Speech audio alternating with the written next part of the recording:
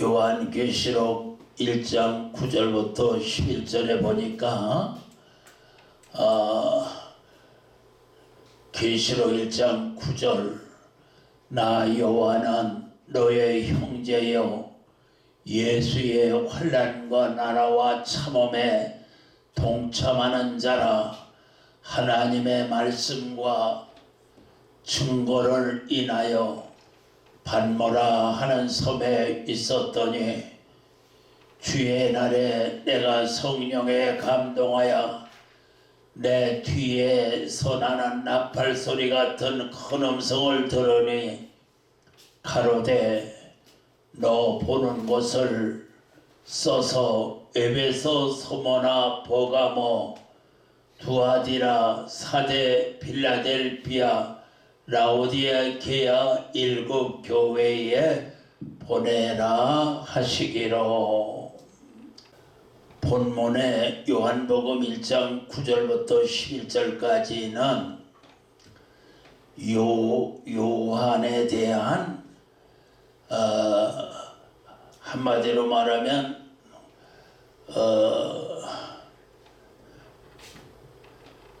재림주의 천상명령인데 계시록 1장 9절부터 11절까지는 재림주의 천상명령인데 9절부터 12절에 들어있는 내용이 뭐냐면은 첫째는 사도 요한의 신앙과 사명감입니다.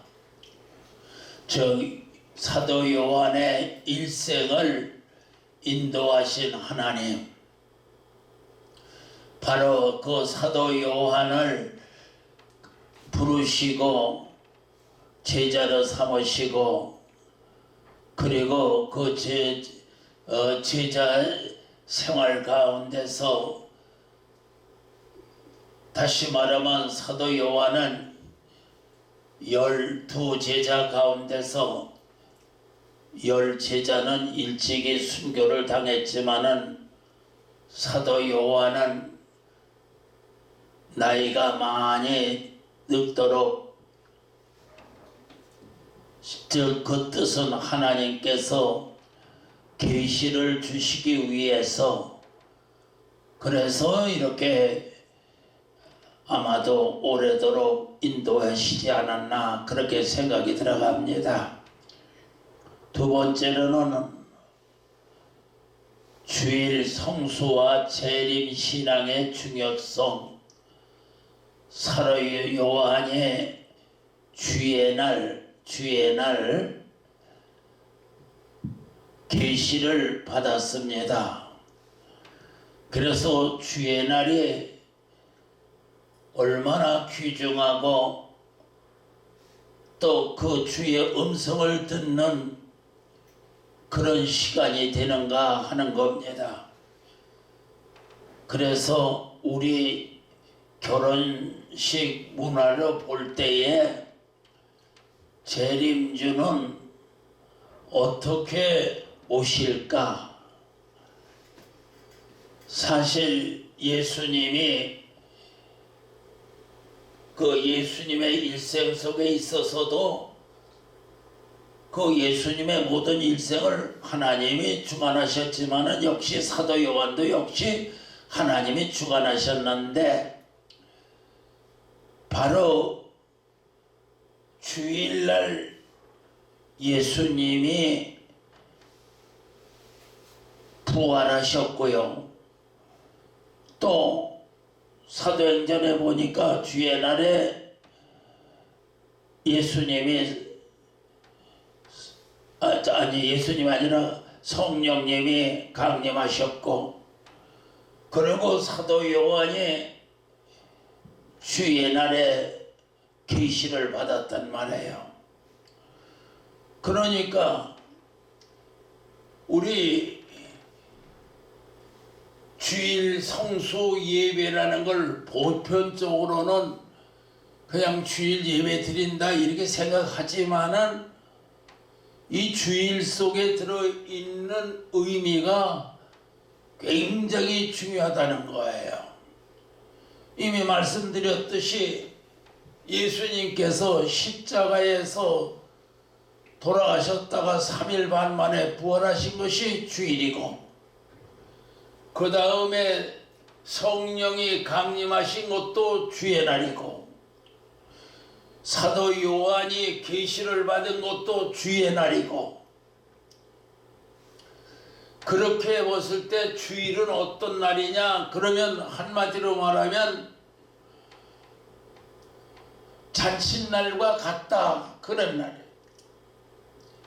그래서 우리 결혼식 문화로 볼 때에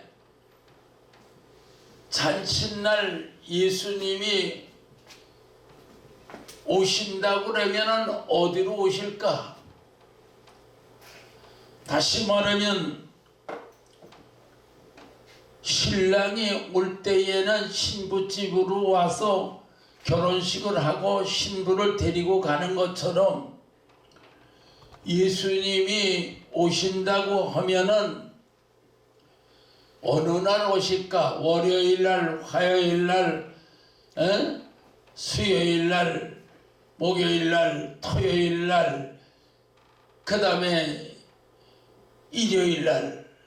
그랬을 때 예수님의 부활도 주일날, 성령 강림도 주일날, 그 다음에 사도 요한이 계시를 받은 것도 주의 날. 그렇다면 주일은 하나님, 그 다음에 우리 모시고, 그리고 우리 성도들이 모여서 주님을 기다리면서 잔칫날과 같다, 그 말이에요. 그러니까 잔칫날과 같이 주의 날을 기념하면서 예배를 드리니까 역시 주님이 오시는 것도 재림하시는 그날도 날짜를 따져보면 주일날 오시지 않겠냐 라고 저 나름대로 생각을 해보는 겁니다. 주의 성령이 임하셔서 그 초대교회가 대잔치를 베풀고 성령 강림으로 인해서 사랑이 넘친 것처럼 오늘의 교회는 바로 하나님을 모시고 예수님 몸된 교회에서 성령의 인도하심을 따라 그래가지고 결국은 우리가 주일 예배를 드리는 거기 때문에 사실은 주님이 오신다고 하면은 아마도 생각해 볼 때 주의 날 오시지 않겠냐라고 하는 거를 한번 생각해 보다 그 말인 거예요. 그 다음에 가갖고 세 번째는 일곱 교회에 보낸 편지, 천상명령. 다시 말하면은 계시록 1장 9절부터 11절까지를 보면 첫째는 요한의 신앙과 사명감에 대해서, 두 번째로는 주일날 계시를 받았으니까 주일 성수의 의미에 대해서, 세 번째로는 편지를 일곱 교회, 즉 계시받은 편지를 일곱 교회에 보내라고 하셔서 계시록 1장 9절부터 11절에는 이러한 세 가지 내용이 들어있다 그 말인 거예요.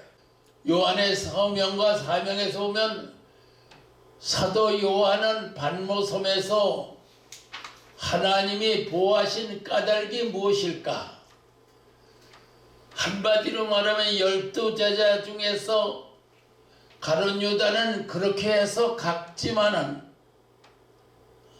10제자들은 다 순교를 당했는데 순교당한 그 제자들 빼놓고 단 사도 요한은 나이가 많도록 이렇게 늙도록 하나님이 그 사도 요한의 일생을 인도하신 그 큰 까닭은 무엇이냐 그랬을 때 여기 있는 말씀대로 10명의 제자들은 복음을 전파하다가 모두 순교하였다. 그러나 사도 요한은 반모섬에 유배되어 계시를 기록하게 하셨다.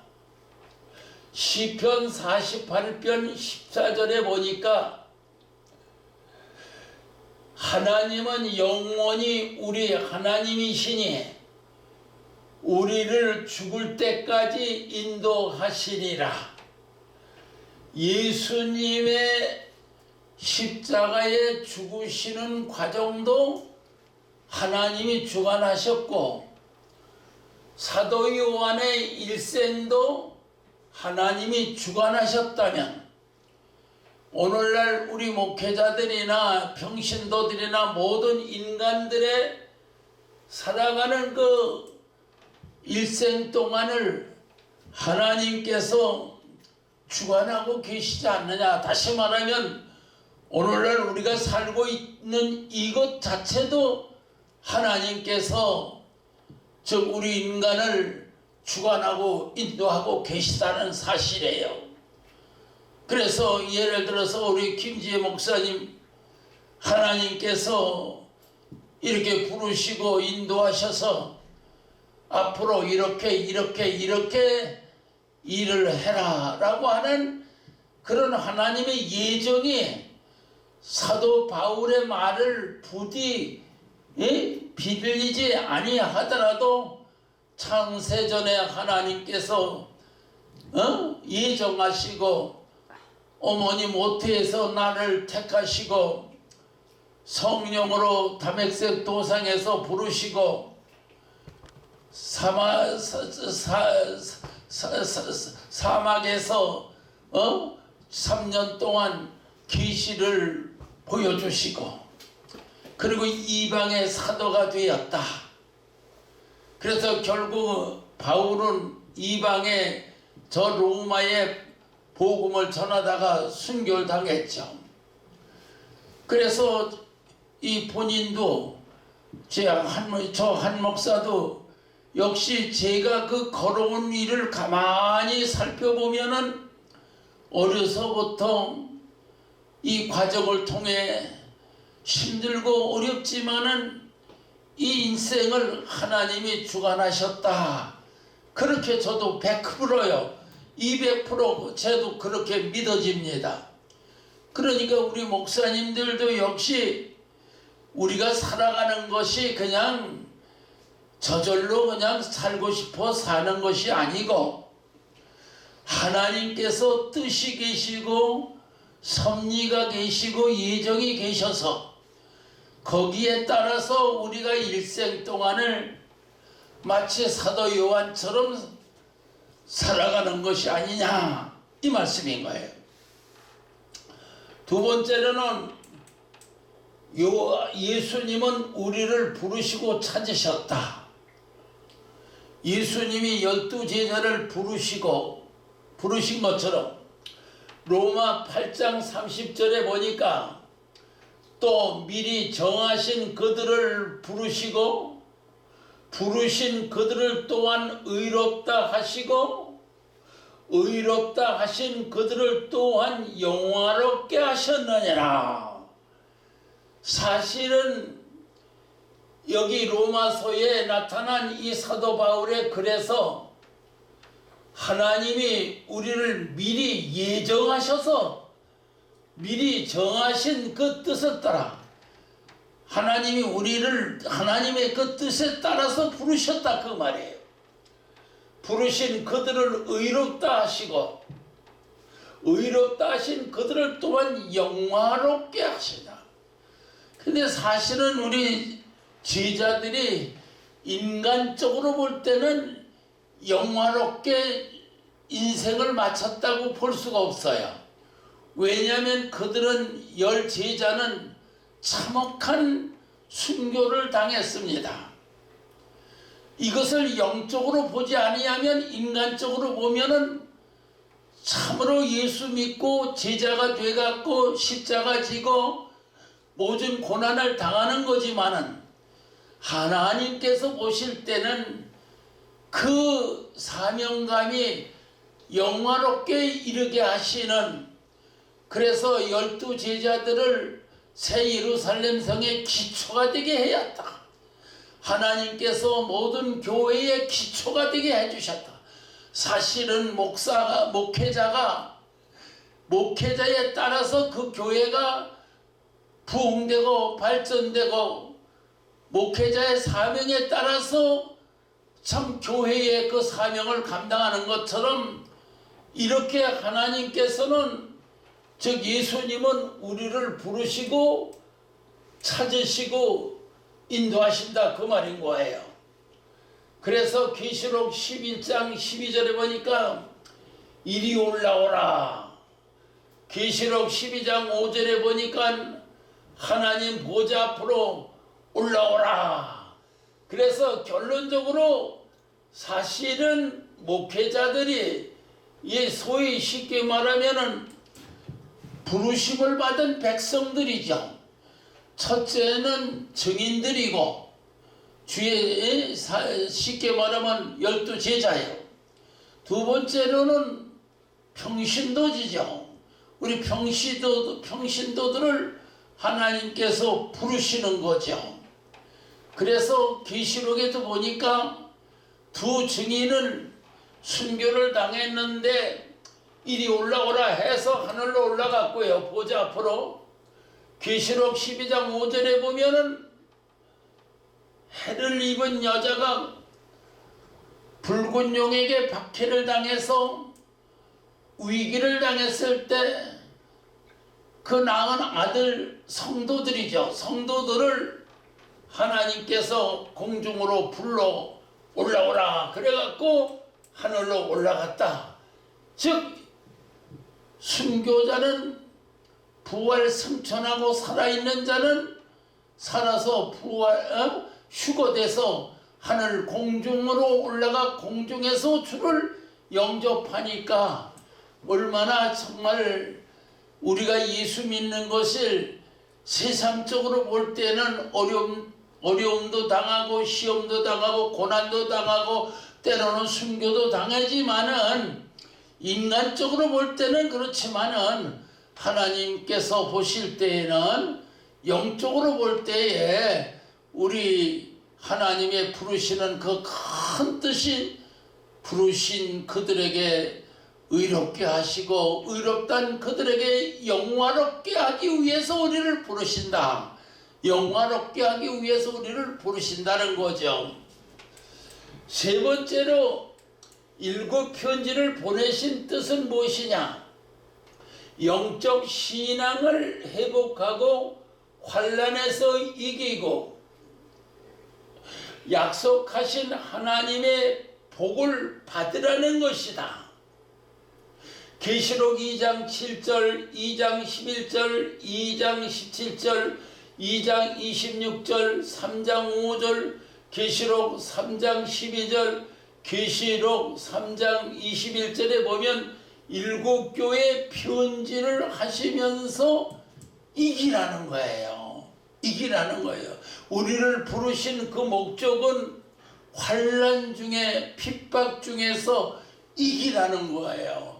그러니까 오늘날 우리가 신앙생활 할 때에 가장 중요한 건 평소에도 이기는 신앙이 돼야 돼.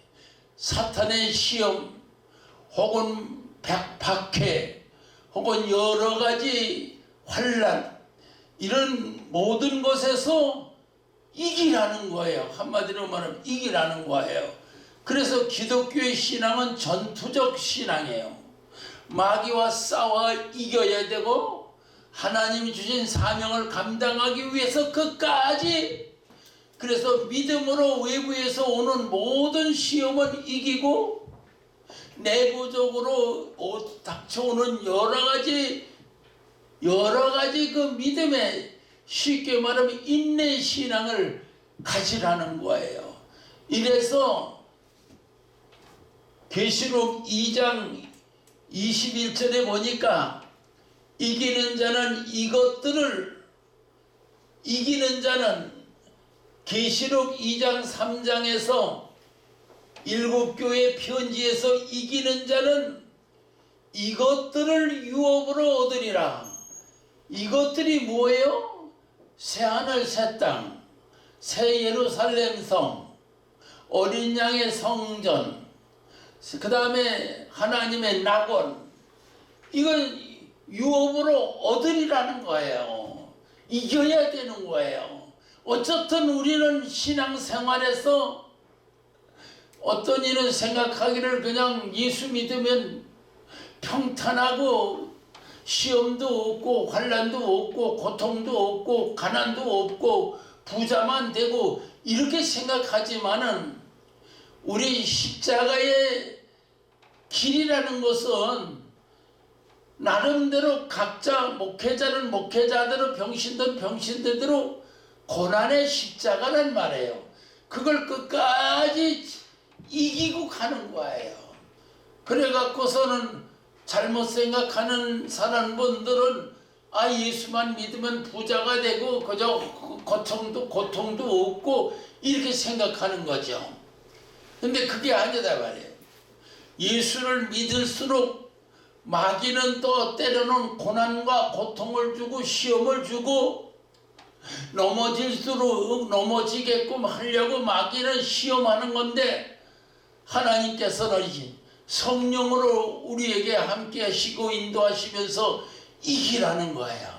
그래서 그 이기는 자에게는 최후의 계시록 21장 7절에 있는 하나님 나라를 유업으로 주리라.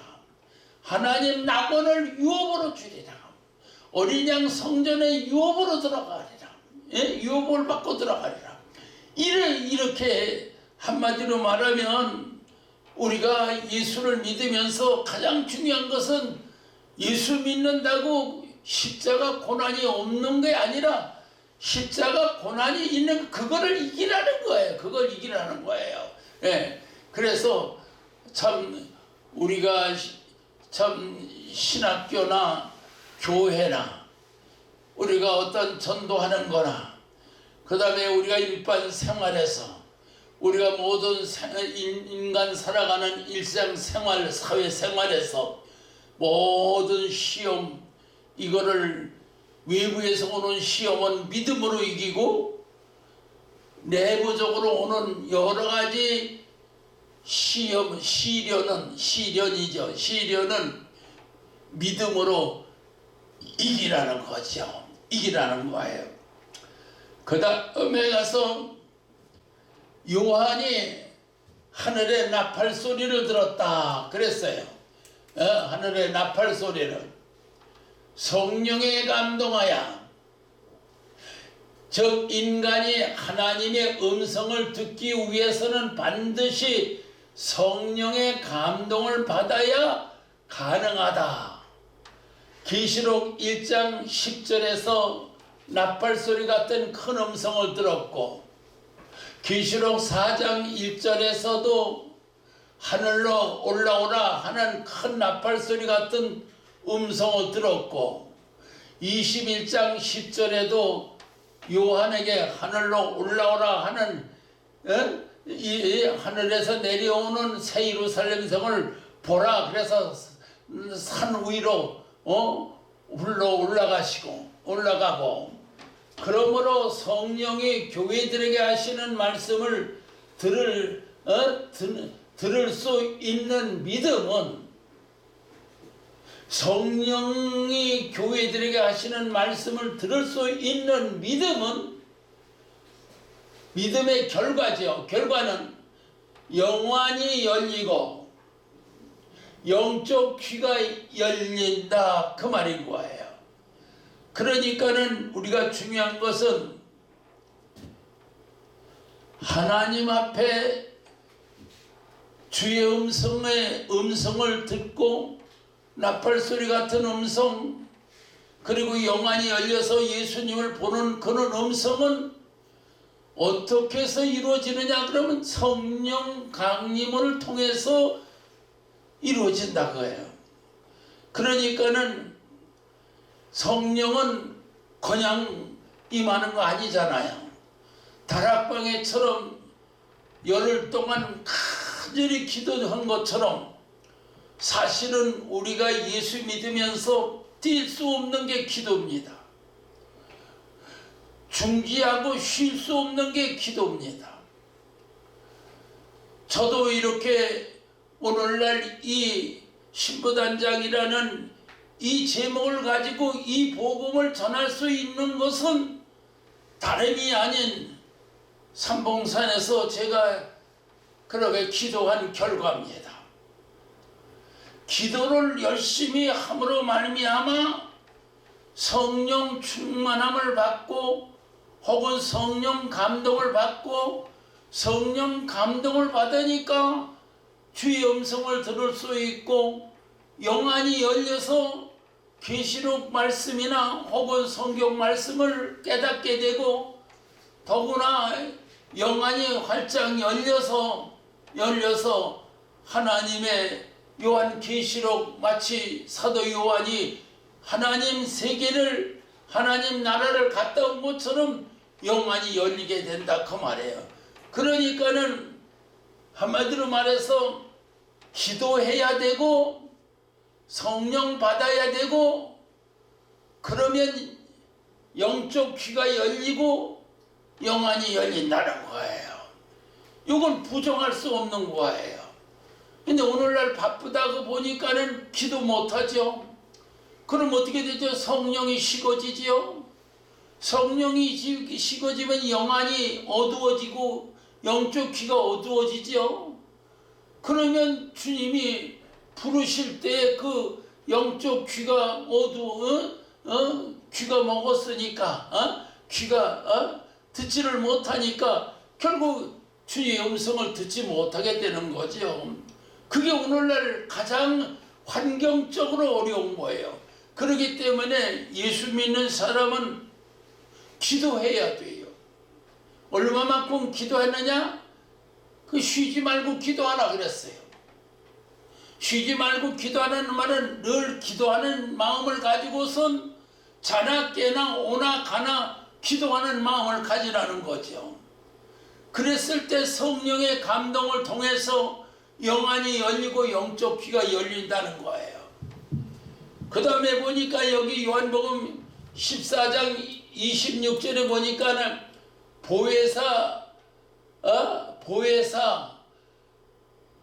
보혜사는 성령이죠. 성령 아버지께서 내 이름으로 보내실 성령 보혜사란 말이에요.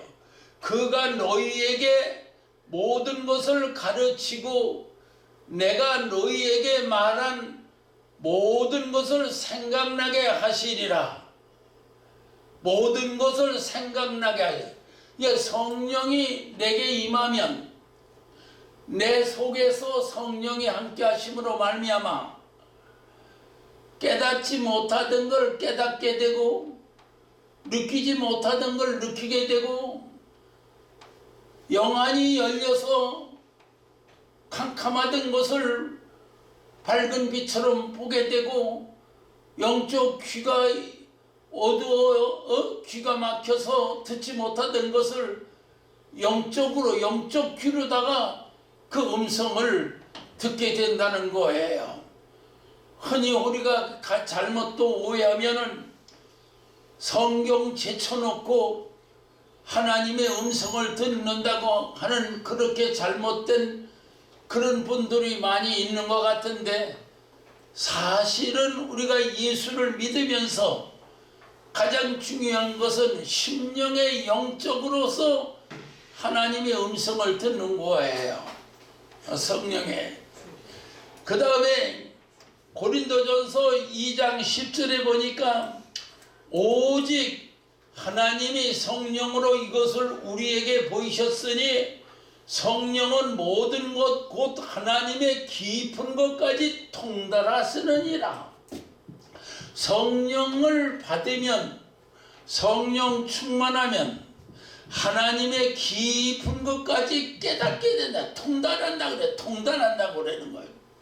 다시 말씀드리지만 고린도전서 2장 10절에 오직 하나님이 성령으로 이것을 우리에게 보이셨으니, 성령으로 우리에게 보이셨으니 성령은 모든 것 곧 하나님의 깊은 말씀이라도 통달하느니라.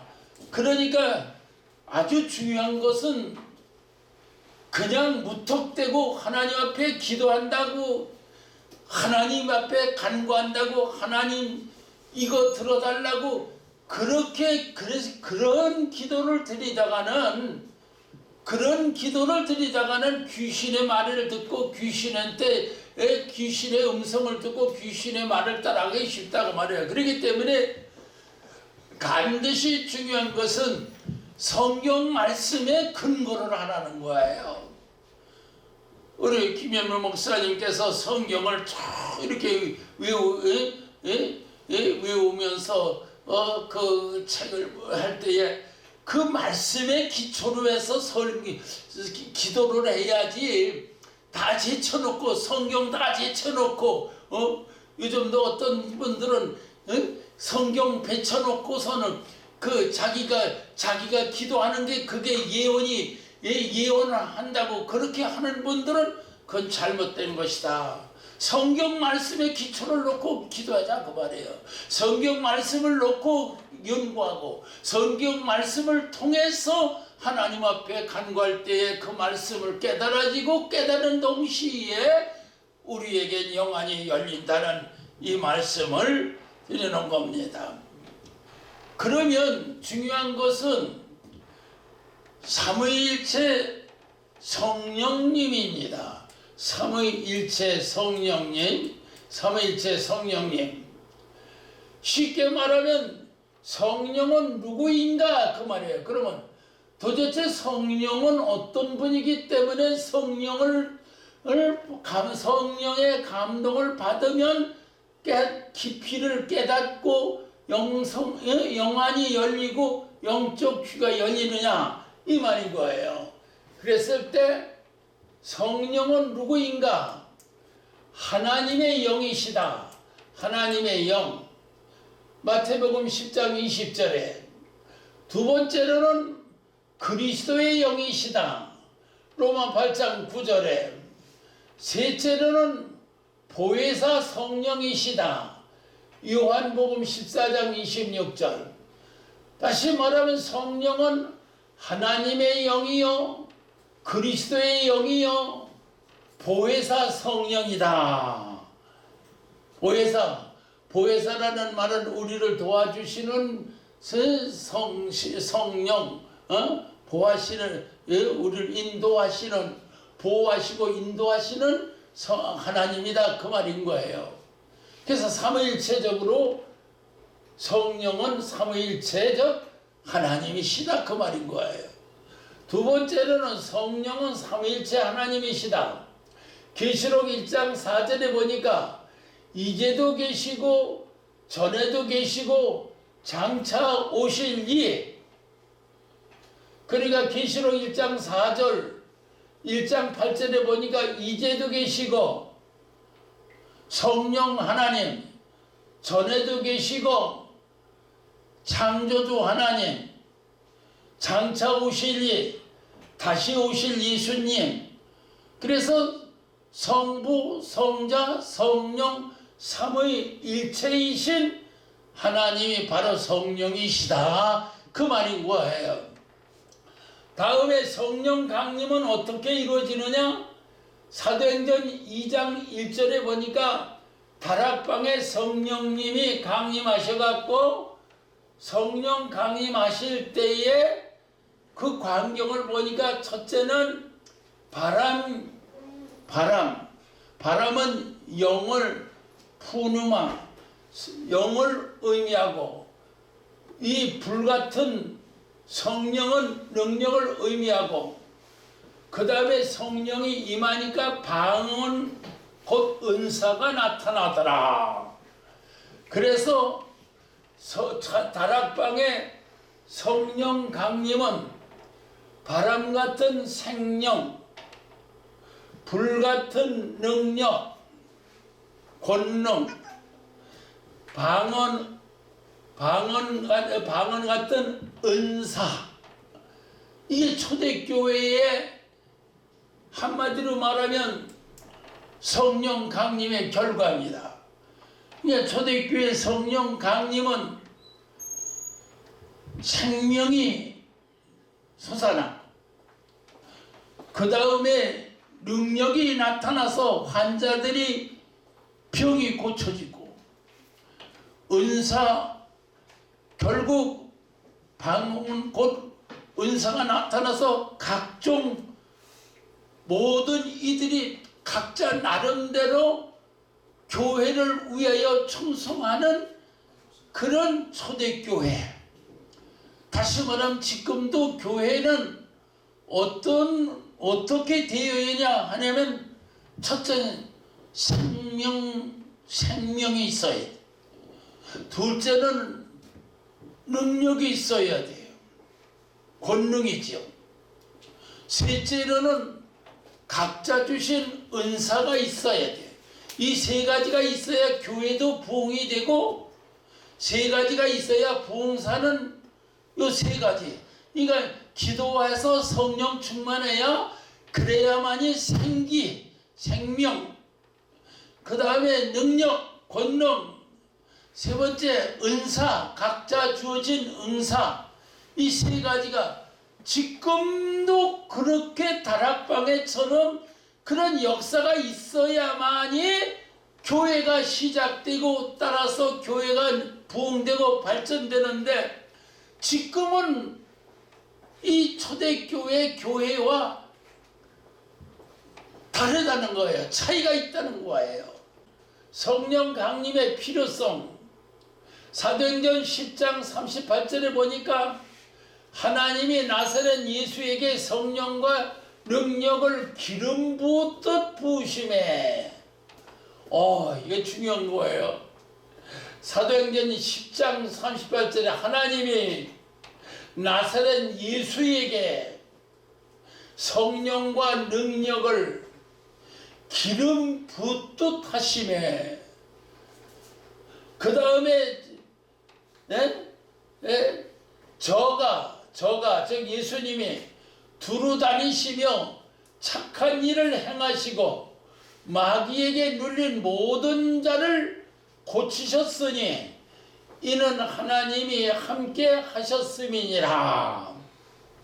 그러니까 예수님에게 기름 붓듯 성령의 능력을 부어주시니까, 그때부터 예수님이 다니시면서 병자도 고치고 각종 능력 있는 역사를 하셨다 그 말이에요.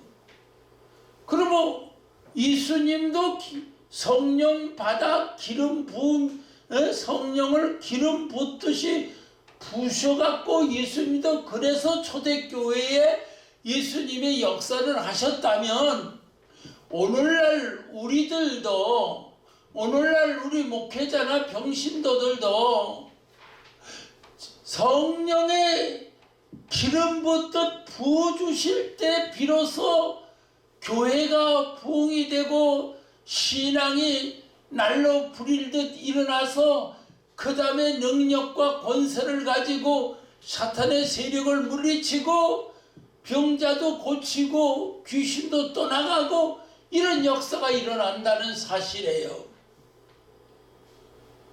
우리 김지혜 목사님 부흥사 이렇게 앞으로 훌륭한 부흥사 되기를 바라는데, 우리 김영로 목사님이나, 이게 바로 이거예요. 예수님이 말해요. 하나님이 나사렛 예수에게 성령과 능력을 기름 부었듯 하셨음에 저가 두루 다니시며 착한 일을 행하시고, 착한 일 아무나 하나요? 마귀에게 눌린 자들을 고치셨으니 이는 하나님이 함께 하셨음이라. 하나님이 우리 함께 하시면 아무것도 못해요. 그래서 저는 솔직히 우리 신학교에서도 기도해야 된다는 거, 기도가 중요하다는 걸 제가 강조하는 겁니다. 다음 5번째, 성령이 임재하시면 나타나는 증상은 첫째, 찬송과 기쁨이 넘친다. 바울과 실라가 옥중에 갇혀 있으면서도 찬송과 기쁨이 넘치는 가운데 옥문이 열렸지요. 각종 은사가 나타나지. 그래서 병 고침의 능력이 나타나 마귀를 이길 수 있는 능력이 나타나고, 네 번째로는 사랑이 넘친다. 초대교회의 사랑, 갈라디아 5장 22절에 성령의 첫째 열매가 사랑이죠. 성령은 예수님을 증거하시고, 예수님은 하나님을 증거하시고, 하나님은 성령으로 역사하신다. 이래서 성령의 역사하심이 꼭 반드시 필요하다는 것 같아요. 그 다음에 세 번째로 생각할 것은 복음의 3대 요소입니다. 즉 예수님의 3대 명령, 즉 지상명령, 복음 전파, 치유명령, 영적 신앙, 천상명령, 재림신앙. 그러면 복음의 3대 요소는, 즉 예수님의 3대 명령은 지상명령, 모든 민족에게 복음 전파하라, 치유명령, 모든 성도에게 성령 충만하라, 천상명령, 모든 교회에게 재림신앙으로 곧 신부단장하라. 그래서 요한계시록은 복음입니다. 요한계시록은 복음이라는 거예요.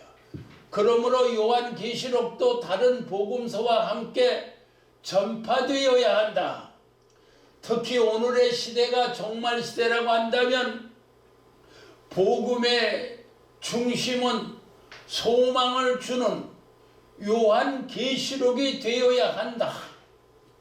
다시 말하면 오늘날 지상명령 열심히 전파합니다. 전도합니다. 두 번째, 치유명령 열심히 기도해서 성령 충만하길 바랍니다.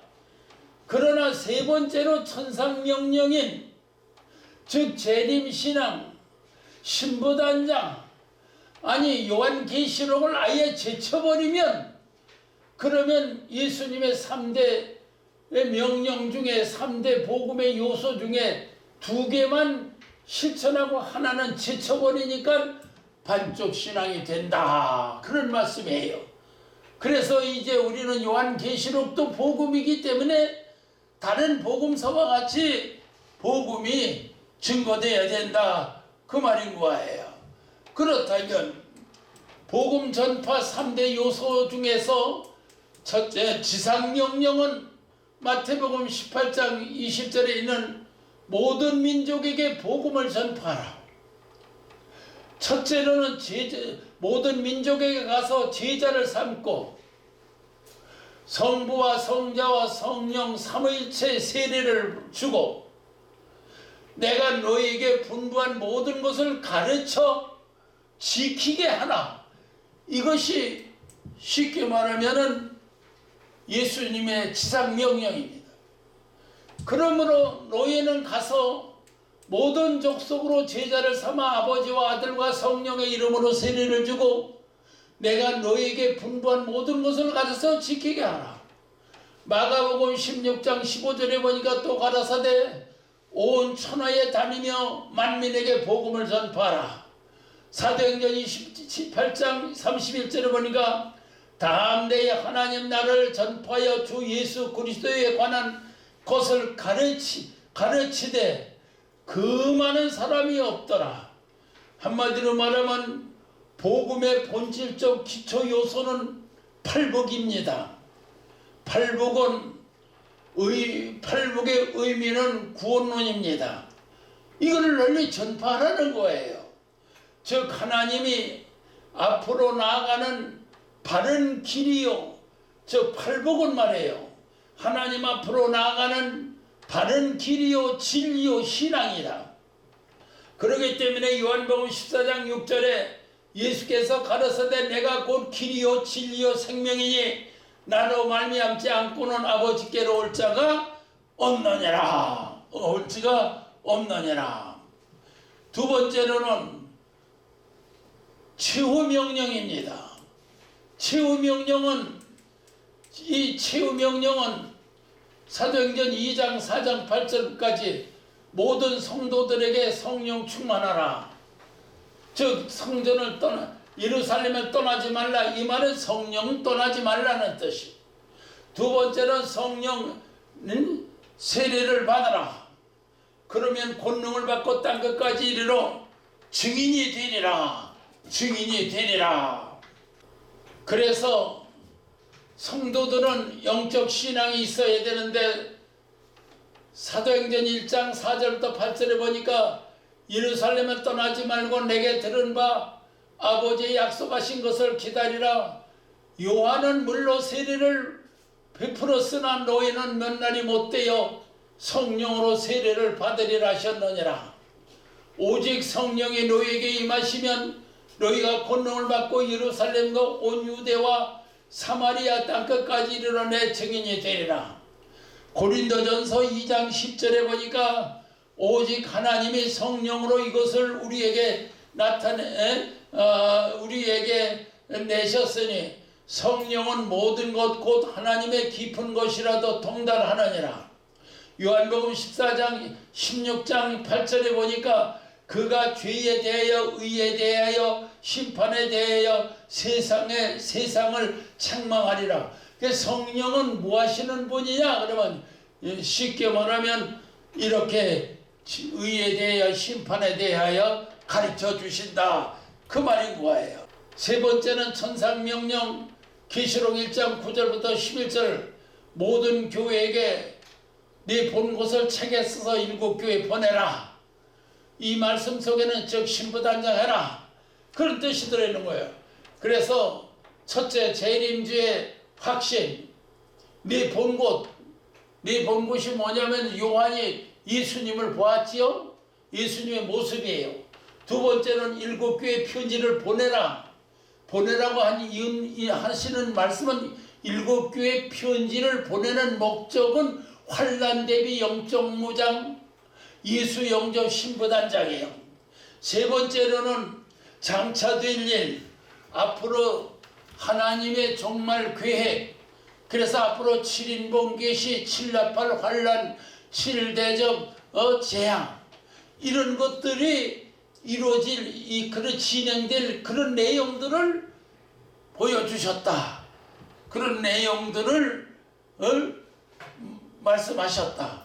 그러므로 중요한 것은 예수님은 어디로 오실까?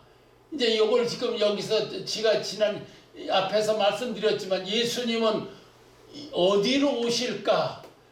예수님이 다시 오시면 성도들을 데려가기 위해서 오시는데 요한복음 14장 3절 가서 있을 곳을 예비하면 예수님이 가셔서 있을 곳을 예비하면 다시 와서 너희를 데려가신다고 약속을 하셨어요. 마태복음 25장 6절에 보라 신랑이 이르다 맞으러 나오라. 예수님이 다시 오시는 것은 성도 즉 이긴 자들을 데려가시기 위하여 오신다. 그러면 성도들이 있을 곳이 어디인가? 교회는 어떤 곳인가? 교회는 어떤 곳인가? 교회는 예수님의 몸이요 예수님은 교회의 머리시다. 교회는 예수님의 신부이다. 교회는 하나님의 집이요 교회는 성도들이 모여서 예배를 드리는 곳이요 교회는 신부된 성도들이 모여 신랑을 기다리는 예배하는 곳이다. 세 번째, 그러므로 교회는 말씀하신 교회는 말씀하신 하나님과 말씀으로 계신 하나님과 성경이죠. 성경 말씀 안에 계신 하나님과 예수님의 중보, 요한복음 17장 23절 예수님의 중보와 성령님의 감동으로 삼위일체 하나님을 모시고 예수님의 몸된 성전에서 다시 오실 예수님을 기다리며 예배하고 있는데, 신랑 되신 예수님은 과연 어느 곳으로 오실까? 교회로 오시지 않겠나? 어디 딴 데로 오실 때가 있겠습니까? 예배드리는 교회로 오신다, 그런 말씀이에요. 그러니까 우리가 중요한 것은 교회, 성령은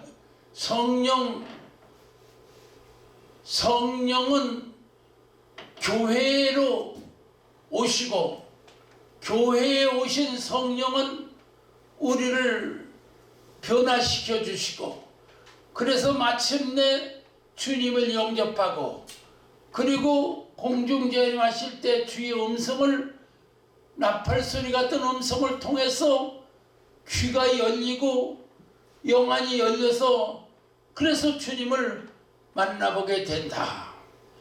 이것이 한마디로 말하면 계시록 1장 9절부터 11절까지 예수님의 천상명령, 지상명령, 최후명령, 천상명령, 이것이 복음의 3대 요지 혹은 요소. 그런데 바로 이것이 예수님의 3대 명령이라는 겁니다. 그래서 우리는 이 세 가지를, 지금 많은 분들이 계시록을 제쳐놓고 천상명령을 빼놓고 그 다음에 가서 지상명령 열심히 전도하고 최후명령 성령 받는다고 그것만 하면은 반쪽밖에 안 된다. 그러니까는 다시 오실 예수님을 영접하고 신부단장하기 위해서도 천상명령을 지켜야 한다. 우리가 그런 신앙이 되기를 바랍니다.